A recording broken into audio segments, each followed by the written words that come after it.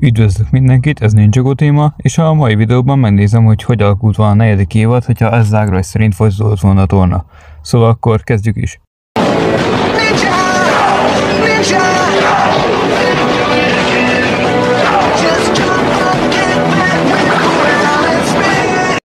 Azokat a párharcokat, amik már lefolytak az évad során, nem nézném át újra, mivel felesleges, már láttuk. Szóval akkor Griffin Turner, vagyis a gyorság mestere tovább jut. A másik csata ezen az ágon Jay vs. Mr. Pale, és hát ha itt Jay bevetni azt a technikát, amelyet Pythra ellen használt a Crystallize-ban, akkor egyértelmű, hogy ő jutna tovább szerintem. Ugye Balóbó és Neuro harcát is láttuk már a negyedik évadban, amit hát Neuro nyert, így ő is tovább megy. Következik Shadow vs. Cole, amire én egyből rávagnám Colt, hogyha a mostani formáját néznénk, de a negyedik évadban még nem teljesedett ki annyira az ereje, szóval ez így nehézkes. Hát az árnyék alapvetően sokkal kiszámíthatatlanabb, mint a Föld, és többféleképpen be lehet vetni, ezért én inkább azt mondom, hogy Shadow jut tovább. Elnézést kérek minden Cole-fantól, többek között magamtól is, de én ezt látom jónak. Kai vs. már megtörtént, így hát a tűzelemestere jut tovább.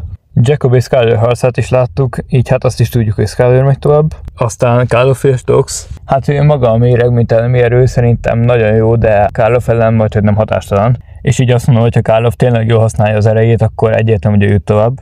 Camille és Lloyd harcát ugye már láttuk a negyedik évadban, de hát az nem volt túl fair, és az nem is egy 1v1 harcot mutatott, szóval nézzük újra. Alapvetően az energia az egyik, hanem a legerősebb elem, Camille pedig nem nagyon tudna átvenni Lloydot egy 1v1 harcban, szóval itt Lloyd menne tovább egyértelműen. Következnek a negyeddöntők, és az első nem más lenne Griffin Turner vs. Jay, és ez a párharc kicsit kifog rajtam, mert elég nehéz eldönteni, de szerintem a gyorság itt hatásosabb, mint a villámlás, mivel Jay minden egyes lövését ki tudná kerülni, és földre tudná vinni egy idő után.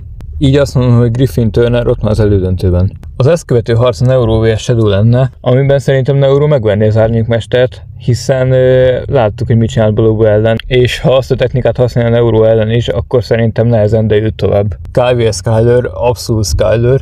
Egy a szélborostyán a legerősebb elem, azzal bármelyik másik erőt is tud használni a gazdája, és hát ugye Skyler az évad elején lemásolta a Kai tüzét, valamint a 10 ninján heves érzelmeket táplál az ellenfele iránt, így hát Skyler könnyedén legyőzni őt. Carlos Lloyd ellen nem kell firtatni, egyértelműen Lloyd jutna tovább, az energia sokkal erősebb, mint az acél. Elérkeztünk az első elődöntőhöz, ami nem más lenne, mint Griffin Turner vs. Skyler, és ugye már kifejtettem egyszer, szerintem a borostyán a legerősebb elem, ezért nem kérdés, hogy Skyler ott van a döntőben.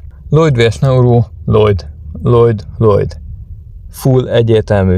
Ezt nem kell vitatni, mert Neuro akármennyire is jó, akármennyire is ki tudja használni az erejét, az energia az mindent visz.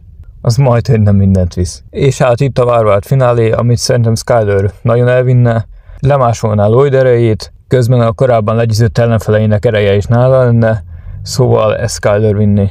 És így Skyler lenne az elemek tornának a győztese, de ez csak az én véleményem. Fejtsétek ki a kommentek közé, hogy szerintetek ki jutna tovább és kinyerni a tornát, de ez a videó most ennyi lett volna. Ha tetszett, lájkoljátok, egy következő videóban találkozunk, addig is legyetek jók. Sziasztok!